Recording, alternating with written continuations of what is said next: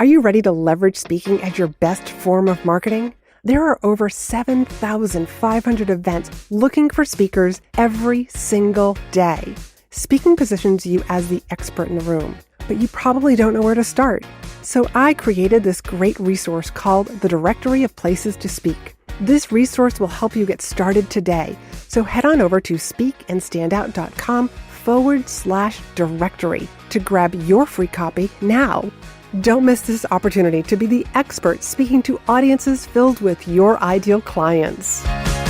Welcome, everybody, to this monthly community call. I'm so excited to have this conversation with you. And if you missed this month, the link to join for the next month will be down below in the show notes. But this month, we are going to be talking about speaking tips. I have been hired to come into companies that, very specifically, the one that I'm thinking of is a large organization that they do 3-day sales demos. And of course, they would bring me in on the last day, the day before they actually have to start the demo. So there I was, I'm sitting in the back of the room and I am watching them give me their presentation. I had to share with them, here's what's going to give you the biggest bang for your buck. I'm never going to change somebody's presentation the day before because they already have practiced and they know what they're going to say.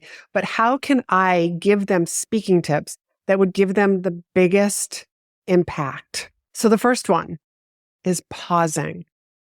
A lot of new speakers don't like that empty space. They feel uncomfortable. So they feel the need to actually keep talking and fill the space the entire time that they're assigned to speak. And that's not true. Pausing is extremely powerful. If you ask a question, even if it's rhetorical, your audience actually wants to answer it. So the pause is actually the space that your audience is actually thinking about the question, answering it to themselves.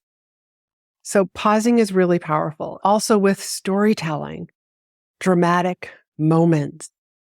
You want to pause when it's needed at an in-person event and you move to one side of the stage to have that dramatic effect. Pause. Pause momentarily and then continue on.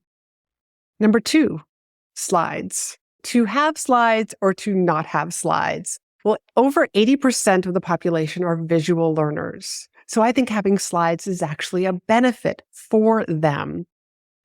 But the other thing about the slides is you don't want too many words because we don't want the audience reading your slides instead of listening to you. So less is best when it comes to having slides. Another benefit to having slides is it keeps you on track. You know what you're speaking about when you see a particular slide. Now, if you saw my slides, you'd be like, what are those? They're pictures.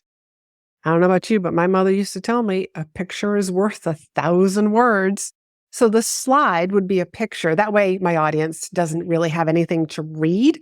They just have something that's very visual that goes along with what I'm talking about.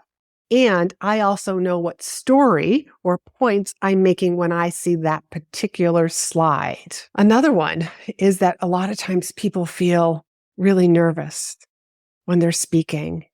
And they're just like, oh my God, I'm going to be speaking to like a room full of strangers. So get there early. Get there early and introduce yourself to people. This is for your in-person events. You know, you can go around and shake people's hands. Hi, how are you? You can gather some stories that you can sort of inject into your presentation spontaneously if you're good at that. And sometimes that will come also with practice.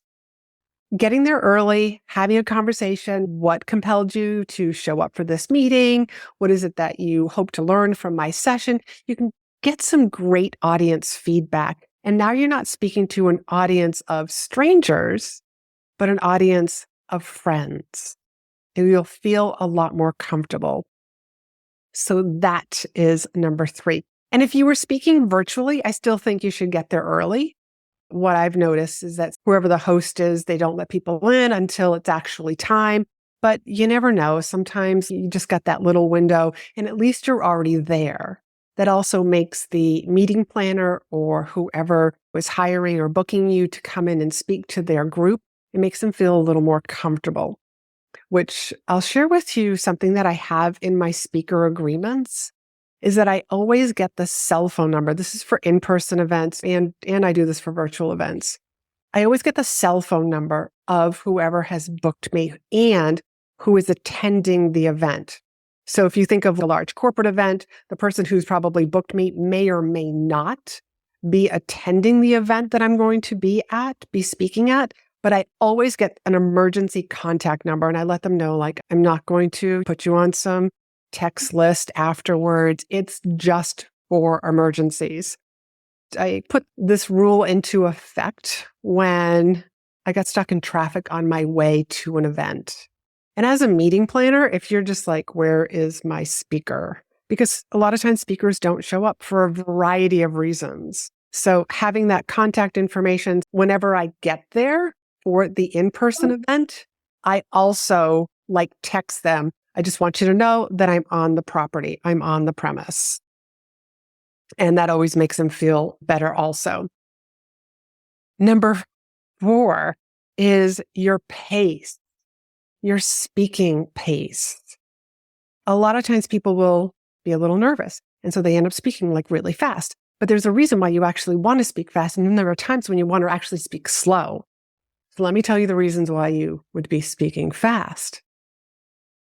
You want to speak fast for something that's exciting, because what you're doing to your audience is you're getting them to lean in. Their heart rate is going up. Their breathing rate is going up. They can be on the edge of their seats. Versus when you're speaking a little bit slower. When you speak slower, that's when your audience actually leans back. They're a little more relaxed in their chair, or even when you're speaking virtually. So you control the experience of your audience. And that's what we want to do. We are always creating an experience for our audience. So think about your stories or think about the information that you're sharing. Should you be speaking a little bit faster to get them a little bit more excited? Or is this a place where we want to speak a little bit slower?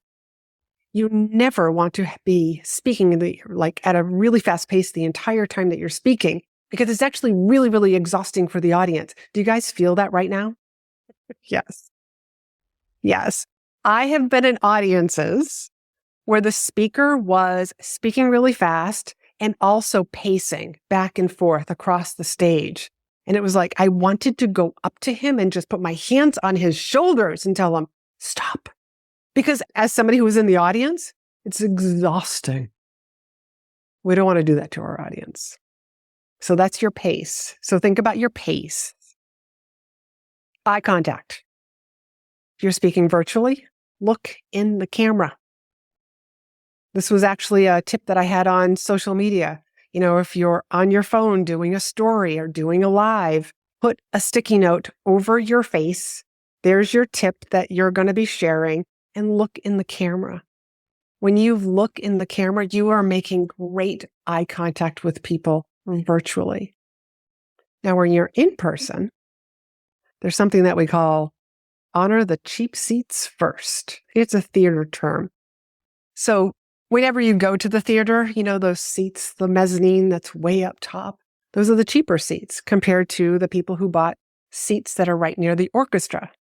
So we honor the people that are in the back. We look at them, acknowledge that they're here, bring our eye contact to the people that are in the middle, and then to the front. So we always want to be making eye contact with people. And then after you acknowledge the cheap seats, throughout your presentation, you are just shifting your eyes from person to person. Not like a second here and a second here and a second there, like with each word, but just like it's as if you're having a conversation with this person that's over here on the right, and then somebody that's in the front, and then maybe in the back. Think of it as you're having a conversation with that one person.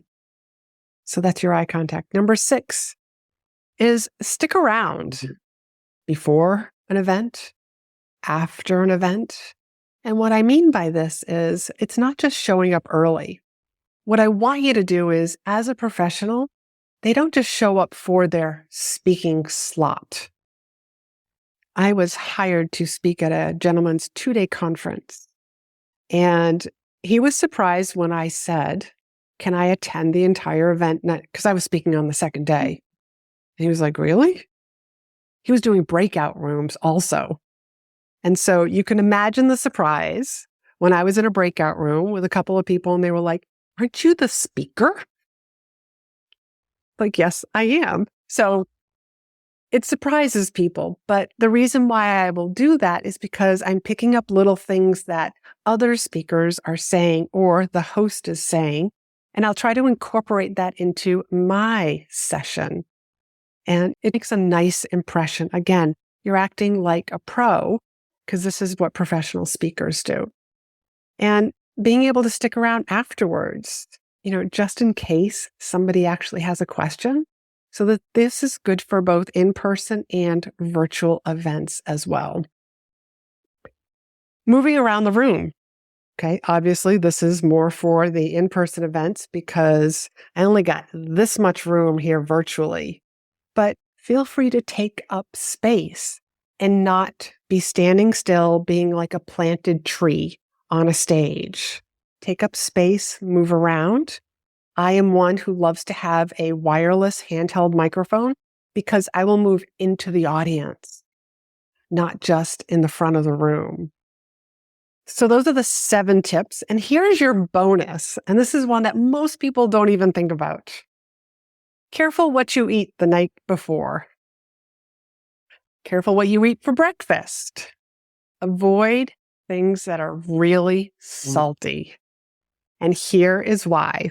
If you have something that's really salty, your mouth is going to get dry. And you're going to be like, oh my goodness, I must be nervous if I keep going for the water. First, instead of thinking about like, oh, I had like pizza the night before or a burger and fries because of whatever. This came from the 3-day demo. So somebody was up there drinking water and he made a comment like while we were practicing. And I said, what'd you have for dinner last night? And again, he's surprised that me, the speaking coach, would be asking him this. And they were like, we all went out for burgers and fries. And I'm like, okay. So I said, tonight, because it was the night before the demo, I said, have something that's rich in water. So have more of a salad, stay away from the really salty foods so that you're not reaching for the water bottle and then thinking to yourself, oh my God, I must be nervous, because you're not. So those are the 7 tips plus the eating bonus tip that I wanted to share with you. I'm curious if any of those surprised you. This is where we can have open discussion along with if you have any questions. Yes, Renee. I'll start. Absolutely. The salty tip. I never would have thought of that. Yeah. Right. Like I know that for me personally, if I have too much sugar at night, I wake up anxious. And I've noticed that if I have like a meeting in the morning, oh, what did I eat last night? And I realized it was too much sugar, but didn't know about the salt. That's amazing. Thank you. Thank you. I'm glad. So, and if you're speaking later in the evening or late afternoon, that's when I say like, be careful what you're having for breakfast. Ray. How do you dress? The best way. How do you dress? Okay. If With you the are jacket, with a jacket or not with a jacket, that depends on your personality. So you want to dress as your brand, your personality. So that's why I'm not going to tell you need to have a jacket or no, you don't need to have a jacket. It's going to be like what's going to blend with your personality. My friend Steve Gamlin, who you've probably heard on the podcast, and he's a jeans and jacket guy. He doesn't wear a suit. It's not his style. He doesn't feel comfortable in it either. When I spoke in my leadership days, I did feel like I had to wear the suit and the high heels on the stage. And you know what? It just didn't feel right. I'm not the sort of person who likes to wear like the same thing top and bottom. but I'll gladly wear nice pants or a nice dress on stage. But I did ditch the suit because it felt too stiff for me. So wear whatever feels comfortable for you. Another tip that I would give you is, especially if you're doing photography or some video, monochromatic and stay away from white. But above all, regardless of what I'm saying about dress, you have to feel like $1,000,000 in your outfit. Because if you feel like $1,000,000, your energy is just going to show up very different. So wear something that makes you feel like $1,000,000. And I would also say, if you want those pictures to be around for a while and that video to be able to be used for a while, don't wear something that is going to date you, meaning it's really trendy right now. So those are some of the things that you might want to think about when you are picking out your wardrobe. And I literally have 2 dresses that are my fallback. And whenever I'm speaking in person, it's one of those 2 dresses. Laurie-Ann, Miss Bonnie here. I remember a tip you gave us during our training that also be aware of your background so you don't blend in, or if it's a green screen, so you don't. Yes, let me share that story because that is pretty funny. Do. I was speaking in Chicago. I brought my navy blue dress because that's what I was speaking with. And I get there. I always get there the day before. I go to check out the room that I am speaking in.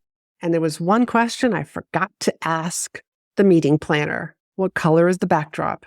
Well, guess what? It was navy blue. So if I wore my navy blue dress with that navy blue background, I would have looked like a bobbing head.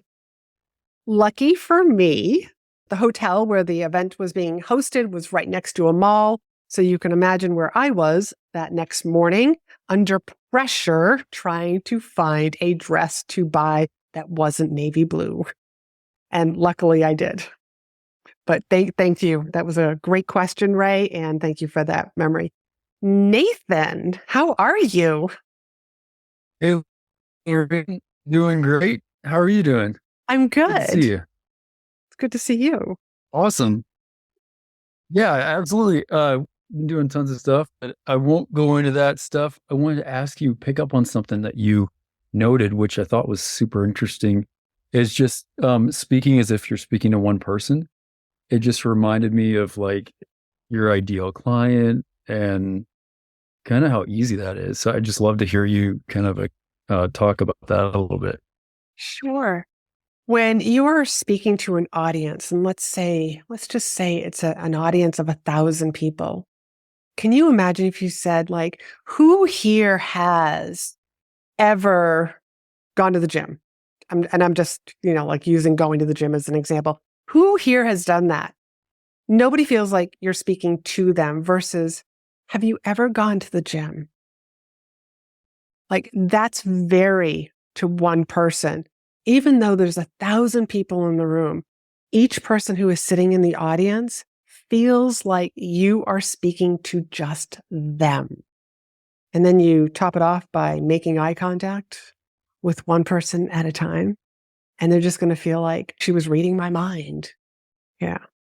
So that is a powerful way to also stand out as a speaker. Because remember, I always want you guys to look like pros and to have your audience raving about you, remembering you, and referring you, the 3 R's. And so that's another one, is speaking to one and not many. Great question. Oh, thank you. Anybody else? Comments, questions, surprise? Andrea? No, I just really loved all of them. Like, they were so good and informative, and it's good to just rehear like the pacing and the taking time to speak and like really being into it was really helpful. And I love the salt. How genius is that? Like, your dry mouth, you don't want a dry mouth before. It was really good. I love all the tips. They were excellent, and even just great reminders. Good. And that's the whole point of doing these particular sessions, is that I want everybody just to hear them. And I want you guys to look like pros, because it makes your meeting planner feel like, oh my God, like I had no idea. I mean, let's surprise and delight our meeting planners. The coach who brought us in to speak at their mastermind, or even on somebody's podcast, making them feel like they're the rock star, because that is going to be memorable. And again, we are creating experiences for our audiences, but we're also creating an experience for the meeting planner who has hired us and booked us, whoever that person is. Any other questions or comments before we go into networking? Just one more, Laurie-Ann, Bonnie here.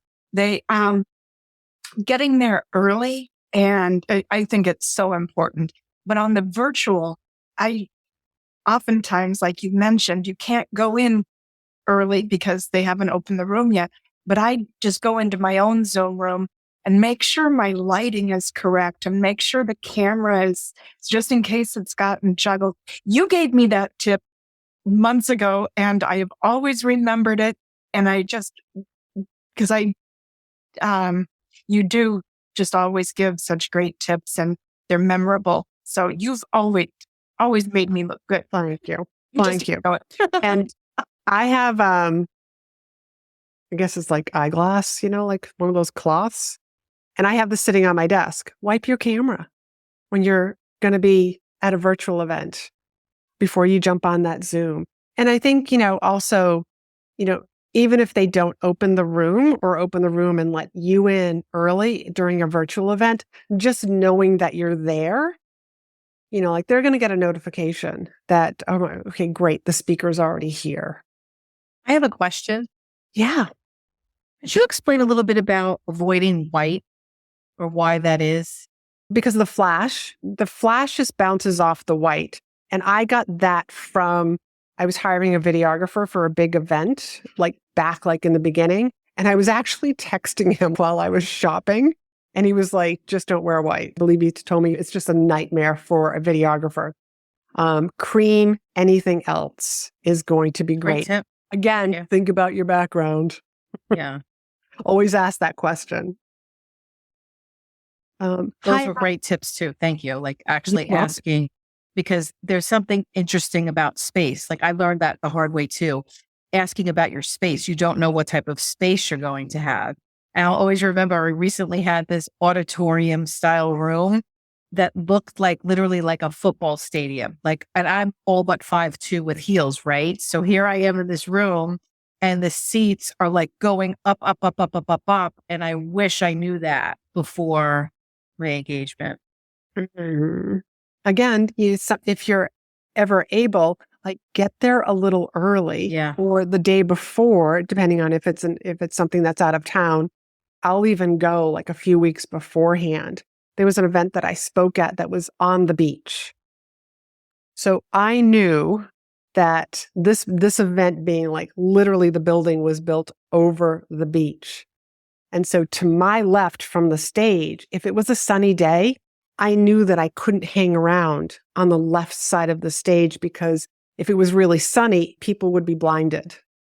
And the sun is also reflecting off of the ocean. So I had to keep that in mind, because our job is also to decrease the distractions of the people that are in our audience. So that sometimes has to do with just visual. Do you have to ask for curtains to be closed? Maybe the room needs to be set up a little bit differently if there isn't a physical stage. Maybe you want the chairs moved a little bit differently.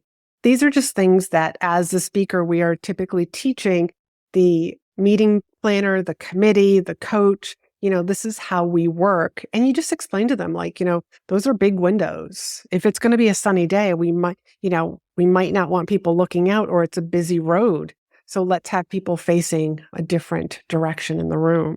That's our job. Any other questions or comments?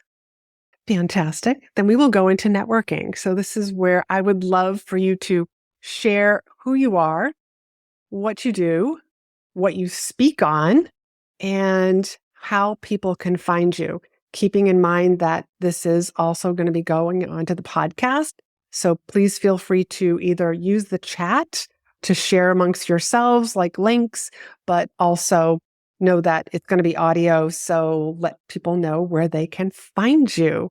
And I will start with Bonnie. Hi, everyone. I'm Bonnie Dudley. I just got married a few months ago, so still getting used to the new name. But Bonnie Brooks Dudley. I'm a communication and conflict coach. I own Brooks Coaching. And I believe that the right words are the most effective way to influence. So I love to be able to share with people how they can find their words and then practice and prepare so that they can influence others. Thank you. My website is brookscoaching.us. Thank you. And thank you for today, Laurie-Ann. Thank you. Vicki. Hi. Thank you for this, Laurie-Ann. It was great. I love your tips. All of the things in your world I love. I'm Vicki Dixon. I am host of the Unjaded podcast. It's human design for intentional entrepreneurs. I'm a copywriter and a human design specialist, an entrepreneur of over 30 years. And so I help you to, like Bonnie, with the right words, but mine is the right words to actually get you hired. And that's according to your own human design. And you can find me on my podcast or on Instagram, probably at vicki.dixon. Thank you. Nathan. There we go. Found the mute button. Hey, I'm Nathan Maxwell. Thanks, Laurie-Ann. I am the founder and CEO of Start Capital Investments. So we work with mid to senior level professionals who are working to find financial freedom. We provide real estate investments, passive real estate investments that they can invest in for that purpose. So you can find me on my website at startcapitalinvestments.com. And it's great to be here. I actually don't do a lot of public speaking, but in our investor presentations, there's a lot of that. So Yet. Yet. Spot on. Thank you. You're welcome. Renee. Hi, and thank you for the invitation to be here. Hi, everyone. I'm Renee Cooper. I'm out of Fort Lauderdale. I am a speaker and a transformative communications coach. I really started about 5 years ago, very part-time with my coaching business and speaking business. And I speak on a few things, and I'm looking to transition from a lot of the coaching that I'm doing into more of the speaking world. So I have 2 talks. My first talk is how to connect more and present less. And that came out of a lot of the coaching that I've done over the last 2 years. And my other talk is how to amplify your voice to feel heard and achieve your goals. That's where I'm at. Thank you. Ray. Hi, Laurie. My name is Ray Cullum. I come from a very different place most come from. I wrote a book, What Bad We Do. And one of the problems that I wrote about was 34 problems. One of the problems, clicked onto it in a very strong way, is pornography. The title of my speech, my course is Stop Watching Pornography, Save the Children and Yourself. We're in a bad way. Okay. We're in a bad way with pornography. 50 million addicted, 50 million. 3 times that are watching on a regular basis. 8-year-old girls have watched pornography. And everybody's like, it'll go by me. Well, it's been around and it's growing exponentially. I'm starting to speak. I'm going to be speaking next year to high schools and colleges, parents and teachers also. It's a message that needs to really get out. The kids that are in the videos, okay, they're not actors and actresses. You're right. They're not forced into this. Okay, those are the ones that need attention. We're all responsible. Before you say, I created a book. I put a new chapter, bystander. We're all bystanders now. We're all watching this happen, and we do nothing about it. So thank you for what you are doing, Ray. And there's a recent episode. It's one of the speaker breakthrough sessions. It's regarding getting into the school system. This is exactly what her question was. So I highly recommend, if you're looking to get into the school system, that might be an episode that you might want to check out. Yeah, no, I found a particular group that does that. Good. Thank you. Even better. Adam, Hi, Laurie-Ann. How are you? I'm good. Thank you for Thank you. joining us. I'm so happy to be here. So I'm the founder of Russell and Spark, a branding and marketing agency. And for a number of years, when we do these big long jobs where we figure out the brand and the website and the videos and whatever, we know that the video can only be as good as what happens in front of the camera, regardless of the production values we can bring to it. And so we'll go in and teach the client team how to tell one powerful personal story. And after time and time again, people coming up to me at the end of a long project over many months saying, we love all the work, but that story training changed my life. Eventually the penny dropped, and I've given it enough conferences and enough boardrooms and what have you that I thought I should be out leading with this. And really the thing that made me realize that this is not just a thing that I ought to do, but I have an obligation, a responsibility to do, is in the agency business, right? There's another copywriter on the call. So like, I'm a writer at heart. I feel you, Vicky, like ChatGPT can't do it yet, but the day may be well coming. And our designers are feeling the same thing. And I realized the one thing a computer can never do is learn how to connect person to person. And the thing that does that more powerfully than anything else is a well-told story. So my mission is to make sure that every human on earth can do that. And that's when I speak, it's, talking about how stories work, how you can apply them to your business for 13 times better retention of sales messages, double the fundraising, incredible gains in productivity, retention, et cetera, et cetera, et cetera. But then how to actually do it. And then so everyone leaves with a framework that they can use same day to be able to tell a great story. And so I'm just starting to go out and lead with this. But I've been listening to your podcast for a while. So, longtime listener, first time caller. And Thank you. You can find out more at russellandspark.com. That's RUSTLEANDSPARK.com/story. Fantastic. Make sure you put that in the chat for everybody to also connect. Already there. Well, fantastic. Thank you so much. Well, thank you everybody for being here and for joining us this month. And if you would like to join us next month, you can go to speakandstandout.com/community, where I do this little training and Q&A and also some networking, because I believe that speakers need to know other speakers, because you all can be referring each other to events. So thank you very much.